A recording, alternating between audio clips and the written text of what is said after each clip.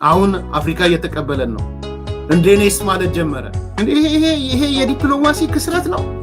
ይሄ የዲፕሎማሲ ኩስመና ነው ወይስ የፓን አፍሪካኒዝም ስሜት ዳግም መወለድ ወይም መቀጠል ነው? ስለዚህ ልንኮራ ይገባናል። ልንኮራ የኛ ኢፌክት ነው፣ የኛ ውጤት ነው።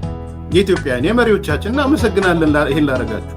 ከጥልቅ እንቅልፍ ካይቻልም እንድንወጣ እኔ ብዙ ጊዜ ተናግሬያለሁ። ፖሲብል ነው ብዬም ከማስበው ነገር በቃ የዚህ ጀነሬሽን ሐሳብ ሰጥቼ አውቃለሁ። ነገራችን ይህ ትውልድ ይመለስበታል አይመለስበትም የሚል እንደዛ አይደለም። ስለዚህ ሐሳቤን አስተካክዬ ሄጃለሁ። ከወጣቱ በዚህ ደረጃ አግሬሲቭ ከሆነ ሊደርሺፑ በዚህ ደረጃ አግሬሲቭ ከሆነ ዓለም በዚህ ደረጃ ከተቀበለው እኔ ቆሞ ቀር አይደለሁም፣ የለውጥ ልጅ አይደለሁም፣ ተገትረሽ ክሪ አይደለሁም።